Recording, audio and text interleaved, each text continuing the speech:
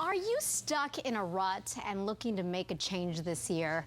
There might be more holding you back than you think. Have you ever heard of comfort addiction? It's real.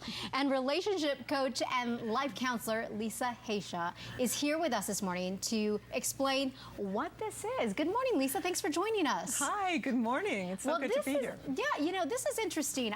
Comfort addiction. This is a very real addiction, as I'm learning. What is it exactly, and how do you know you have it? If you're comfortable, you have it.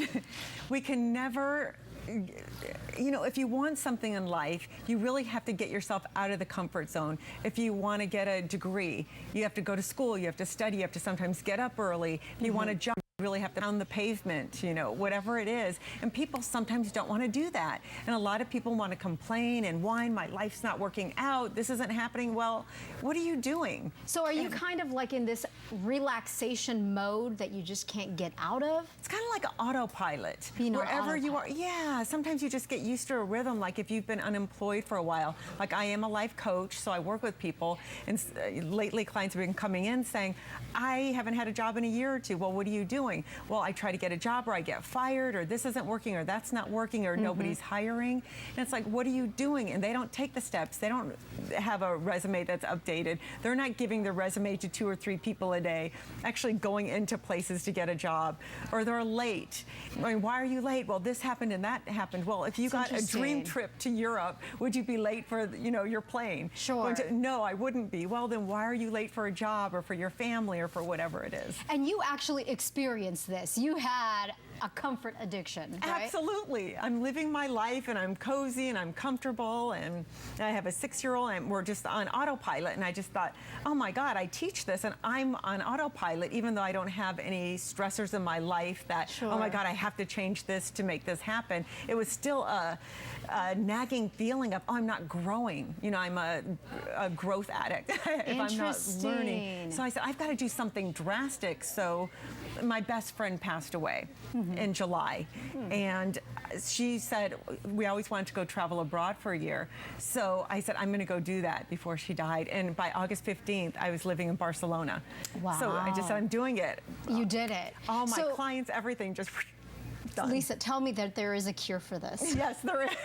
You have some tips on how to get out of this rut. Travel is one. Throw yourself in a situation that you're not comfortable, where everything's new and you really have to figure things out, because that'll start stimulating you know, your creativity, maybe, you know, a new job idea or a career shift, something that you could get passionate about and really hang on to and say, yes, this could pull me in the right direction.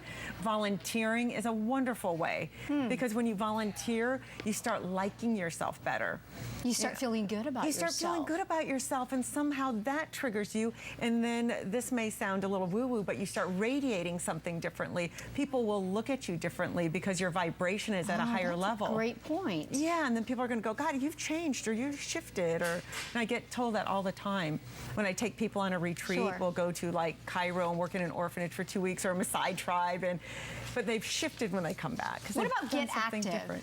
You know, get active, maybe exercise, that's diet huge. A little different. And then people say, oh, I can't exercise, I just hate it, or I can't diet. But one step at a time. If you just put your clothes by your bed one morning, then just look at it, go, okay, that's good.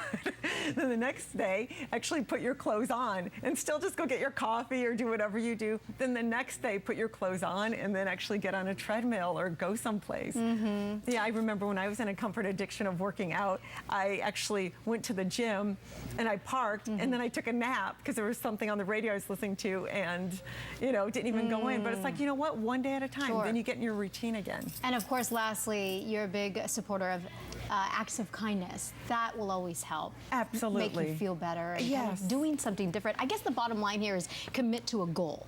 Commit to something, and a small goal. You know, a 3-foot toss is what I call it. As long as they're simple, you could accomplish it. Then you'll start gaining confidence. If you just say, I'm going to run a marathon, then start to train, it won't happen. You'll quit, and you're going, well, I just don't succeed at anything, so I'm going to get into my comfort addiction, because nothing works out for me. Comfort addiction, who would have thought, right? Lisa, thank you so much for joining us this morning. Very useful information. We do have more information on our website, KUSI.com. Thank you. Sure, thank you.